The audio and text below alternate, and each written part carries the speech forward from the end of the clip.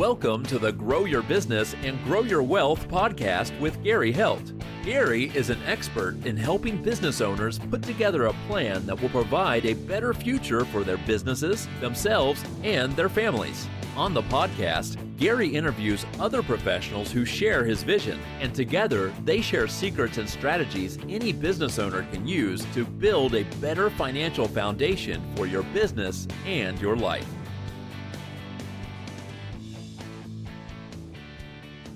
Hey, welcome back to the podcast. This week, my guest is Richard Wagner, who is the CEO of RWCO. Welcome, Richard. Thank you. Glad to be here. So, Richard, you've done a lot of different things, and one of the things that you and your company do is help people with government contracting. Right. So tell us, what are some of the key steps that small businesses should look at when they think that they want to start getting into the government contracting arena? Sure. I think that it's really three key elements. The first one is eligibility. A lot of people want to do business with the government, but don't know how. Mm-hmm. The first step is to making sure that the government's aware that you exist, that you're eligible for contract work. There's a website called Samsam.gov that organizations would have to be registered in. That is no different than getting a driver's license. It's simply so the government knows you exist, and a little bit about your company background and your registration, your profile. So that's really the first step. The second step is really having an honest dialogue with yourself. A lot of people look at the federal sector and they see large dollar value contracts. My suggestion is that folks are interested in delving into the public sector in any way, state, local government, or federal. They really look at what they're good at, what their firm does as a core competency, and strictly focus on that. There's a temptation, almost like when you go to the grocery store when you're hungry, everything looks good. And so what happens is you become a master of nothing, you have no real priority. So the second step after just being the minimal step of being eligible to do the work is having a pretty finite understanding of what it is you want to do. And the third is realizing that this is a multi-step, long marathon process to get there. In my experience of doing this for 25 years, most firms that enter the federal, state government arena are not going to be instantly successful. The government is composed of people just like society is comprised of people, and they're very risk-averse people. So things like partnering with other organizations that have done the work, getting an advisory board of folks that come from the world in which you want to bid work into to establish credibility. Things that address credibility would be the next big bucket, next big hurdle. And once you do those three things, you're eligible to bid the work. You have an honest conversation with yourself on what work you're going to go after. And third, you're presenting a risk acceptable option to the government to actually win the work. Once you do those three things, then really it's just the muscle memory of bidding, pricing, and figuring out what it takes to actually win the work in your industry. What is it if they find out that they do qualify and they get involved with this? What can they do to help them stand out in that arena? I think in our world, the number one criteria is past performance, which is basically references or capabilities or work performed. And it doesn't necessarily have to be in the public domain. It doesn't have to be state, local government, or federal government. It can be a commercial government, B2B or B2C. But the point being is the government's not in the business of buying products and services if you can't prove that you've never had to sell or perform to that product or service before. A lot of people look at the federal government as a starting point. I look at it as it is a continuation point, meaning the business has been in existence for some period of time, been filing tax records, has been existing, good corporate citizen, shows it exists for a period of 1-2 years. And in that period of time, obviously, you're performing work for a client base.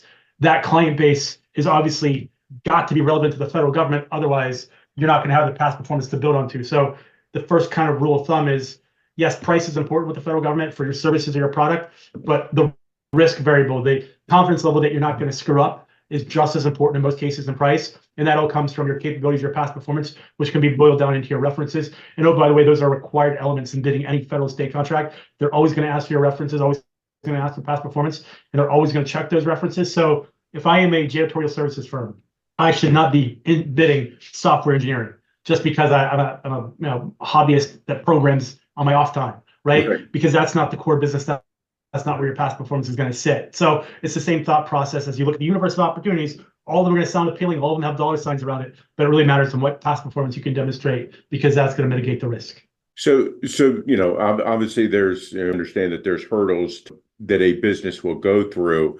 to do this. You've mentioned some of them. Can you elaborate a little bit more to some of the other hurdles that someone will face getting into the government contract arena? Sure. I think that I can, again, boil those down in probably four nice bite-sized nuggets. The one is knowing what the rules are. A lot of firms that get into the federal, state, local government don't understand what the rules are. Or by the rules, there are these things called Federal Acquisition Regulations, FAR, or the FAR, as it's called in the industry. And that FAR, FAR, those regulations define what you're allowed to do, how you have to comply in federal procurements. It's a book. It's about probably 600 pages thick, but those are basically the rules of the game. So the first thing you need to do is understand if you're in the domestic, non-defense sector, it's called the Federal Acquisition Regulations. And if you're in the defense side of the house, it's called the Defense Federal Acquisition Regulations, DFAR. And both of those are kind of like, if you play Monopoly, you open up the box and you get the instructions. The FAR, the DFAR, those are your instructions. So that's the first step is if you're going to play the game, you know how the rules are. Secondly, if you're going to play the game, you have to know who's on your team and who you're playing against. So you have to adequately define your market, what you offer, and who your competitors are to know how you fill that void. The third one is understanding your way around an RFP. There are programs out there that will train you on how to navigate proposals, business development, capture processes. I would suggest simply starting with reviewing an RFP, a request for proposal, and understanding what that means. And within the RFP, there's two core sections. One is the evaluation criteria, and the other one is the submittal requirements, i.e. the instructions to submit, and understand what those are. So if you do those three things, you understand who your competitive environment is, you know what the rules are, and you know how to navigate an RFP. Those three things combined with having the past performance to mitigate risk is going to put you on a pathway to win work. Great. So as the person is overcoming some of these hurdles and things like that, trying to get in and trying to build that relationship with between their business and government agencies, how do they go about trying to build that relationship? Sure. So I'm going to make an assumption that most folks that view your content are going to be small businesses. Correct. Those small businesses have an advocate in each federal agency. So if you look at the federal government, and there's 13 cabinet agencies, and let's just focus on State Department of Homeland Security as the big two examples that everybody knows exist. The Defense Department would be an easy third. Those organizations have a specific Office of Small Business Development and Utilization, OSBDU. That person that sits at that desk in that agency, their sole reason for existence, the only reason he or she collects a paycheck, is to advocate for small business. So being a small business and initiating that as your contact point within each federal agency, remember there's over 13 of these type offices and these agencies. Those are 13 different access points into the federal government. That's the first way.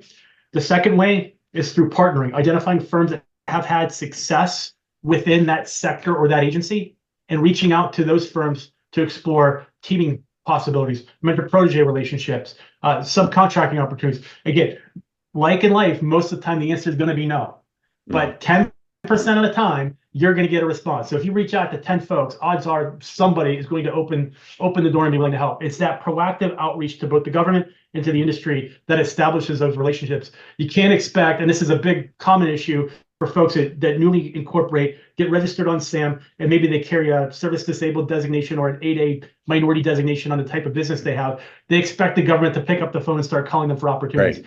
Nothing magical is going to happen unless you go out and find it. I assure you the heavens don't open up and contracts fall out of the sky. It still requires a lot of blocking and tackling, which is the hard work. And all the things we talked about, the FAR, the rules, the registration, the hardest point, the barrier that most people butt up against and struggle with is just being the proactive outreach communications person that's required in the initial stages of this to develop critical mass and traction. So the intent is to reach out to the Office of Small Business Development as a starting point. Now, where does your company fit into all of this, and how do you guys help small business, get there and get contracts awarded? Sure. So in a number of ways. So assuming that all the things I've described either exceed the capacity of an organization, or they simply don't want to do it, or they might not have the experience to do it, firms engage us to basically do what I've described. So my firm does a whole host of things, but in the context of what we're talking about, it does proposal writing, proposal management, and capture. Capture being relationship building and opportunity identification so that you can vet it and bid it if you want to go after a certain opportunity.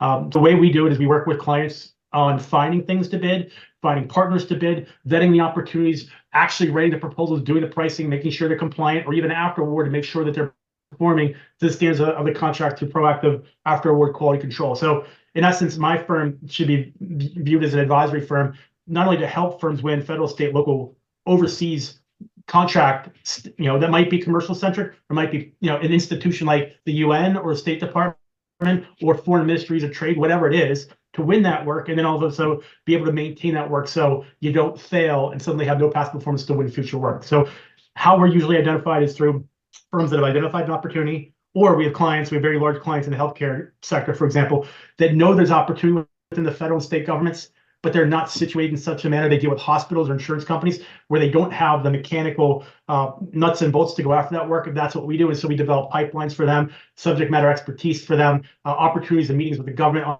on their behalf. And again, the mandate there is, hey, we want to be in this space. We don't know what that looks like. Put together a plan and execute that plan. So we do everything from that very opaque and murky structure to very defined, here's a proposal, do it in 15 days, help me bid it and win it. So that's kind of how firms find us, is simply when the opportunity presents itself, so they make the conclusion that it's something, either we have the expertise in-house, we've been doing this for 25 plus years, and they don't want to learn as they go. They don't want a high learning curve. They want success faster or quicker or on a broader scale. And so they'll make that investment in the initial term by working with us.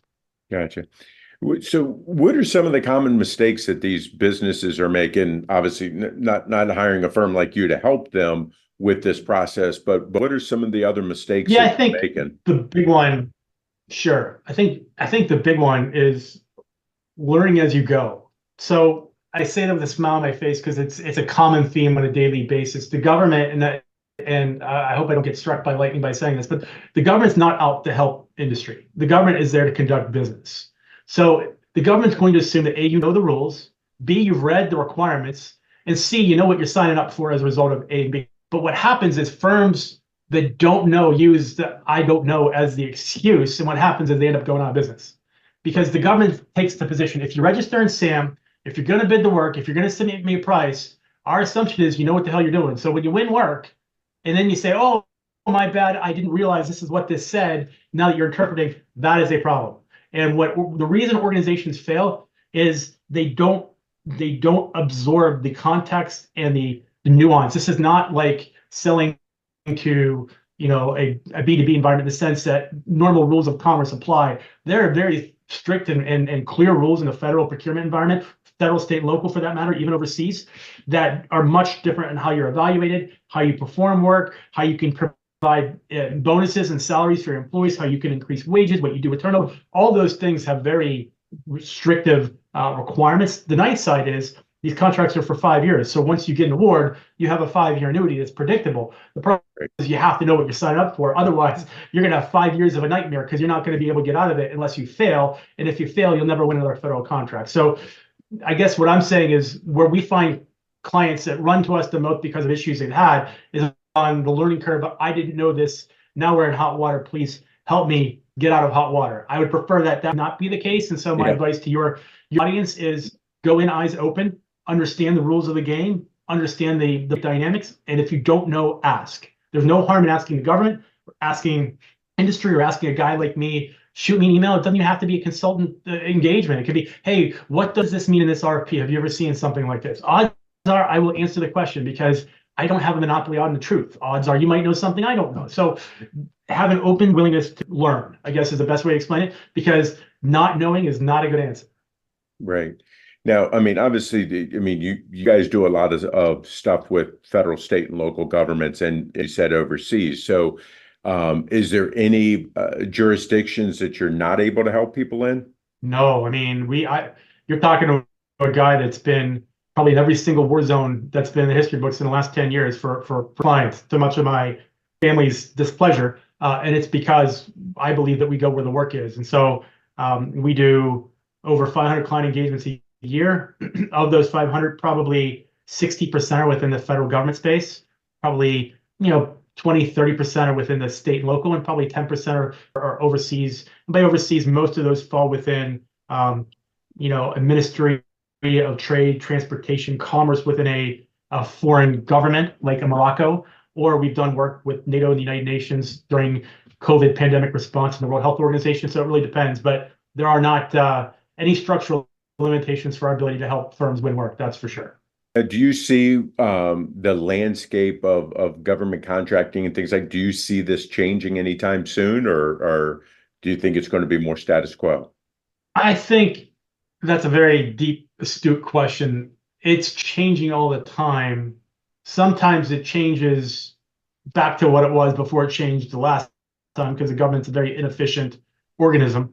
But I see the competitive pressure is increasing. I think as the technology improves people's access to view and see RFPs, for example. I mean, go back 10 years ago.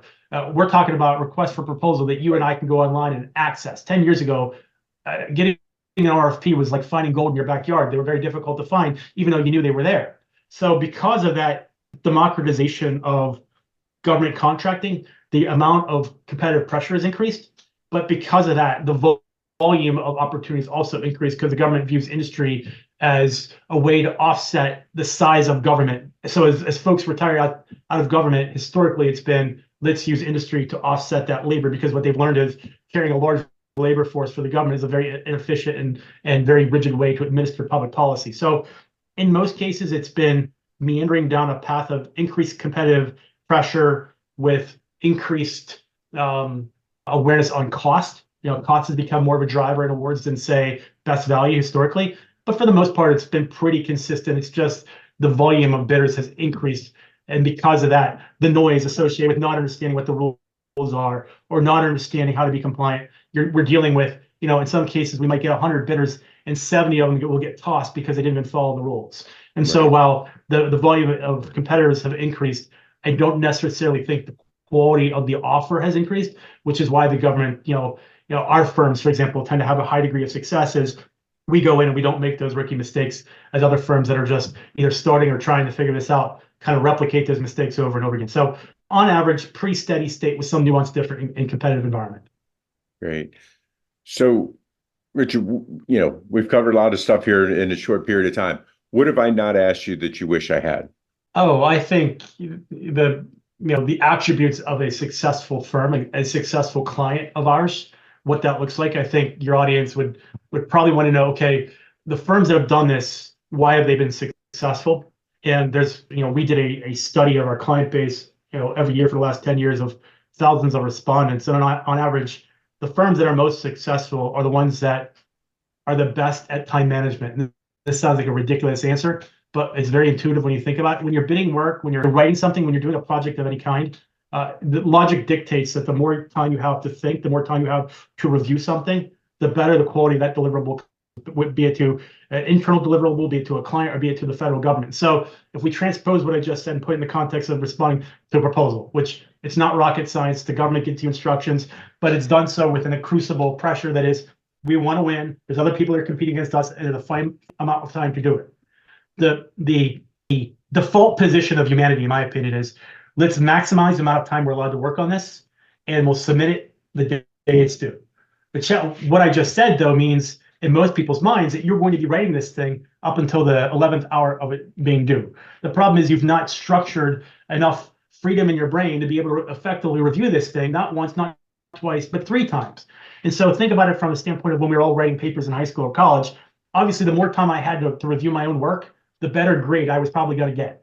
So the question that should be asked is, why do some firms win and some firms don't? All else being equal, if we have 2 identical firms bidding the identical thing with a different process, why would one win and why would one not win? And the reason why one wins and one doesn't, with all things being equal, is the amount of time they allow for the review process of the work that they're writing for. So, for example, when we write proposals, if it's a 6-week turnaround, we'll have the proposal written in the first week, and we will be in the review stages for the next 5 weeks. Now, granted, there will be writing involved in the next 5 weeks, but the customer, the client, is giving feedback on the content in its totality, not once, not twice, not 3 times, but upwards of 4 times within a 6-week time limit, right? It's a much different answer than how most of your audience is going to view this and look at how they respond to proposals, because they don't have the capacity, they don't have the time, or they don't have the subject matter expertise to structure it that way, because they're multiple hatting people to do a day job plus write plus be a subject matter expert. Our approach, and what most clients and customers and your audience should ask, is, what can I change to improve my probability of growing revenue so that my effort increases the probability of success, which increases the exponential growth of the revenue I generate? So the answer at the final analysis is Give yourself time to think and use that think time to edit and approve and apply that consistently in a process that protects that time just as you would protect the due date for the submittal of the actual work itself. So longer answer, I know, but that's a big sticking point with us is it's counterintuitive. It seems so simple, yet nobody does it because everybody wants to win when that means let's work 16-hour days for 6 weeks. Never mind the fact that it's reviewing because no one's writing when we review because the document has to stop to review and that's wasted time. It's actually the exact opposite. Yeah. And I think that that's, some wise words, especially, again, you've been doing this for over 25 years, so you have the experience in it. And I think that that's where, people really need to do is look for somebody who has the experience in doing this to help them be successful. Right. Yeah. So it's a subtle twist. Yep. Right. If people like what they hear, and Richard, they want to reach out to you guys, how can they find you? How can they reach out to you? So the best way to find us is via our website. It's just www.rwco.io. Not that hard to remember, thank goodness. And that way you'll find the contact information. The other way is just do it via LinkedIn or email, but you'll find all that on our website. Again, it's just the rwco.io. It even rhymes. There you go. But yeah, that's the best way to find us. And then just shoot me an email and we'll figure it out from there. Great. Hey, I really appreciate your time today. I think that our listeners have learned a lot. I know I've learned a lot, about this, and really appreciate your time today. Oh, thank you for doing this. I enjoyed it immensely. Thanks. Great. Hey, this week, my guest was Richard Wagner, who is the CEO of RWCO. I'll see you guys next week. 49 faces looked to him in triumph. Over the last 12 months, they had each taken turns and promoted his business for a week at a time, driving over $987,342 in revenue. What if you had a network of 50 centers of influence who promoted your business every week for a year? Grab your copy of the #1 Amazon best-selling book, The Ultimate Guide to Growing Your Business with a Podcast, at 33% off the Amazon price by going to ultimatepodcastbook.com. Again, that website for 33% off the Amazon price is ultimatepodcastbook.com.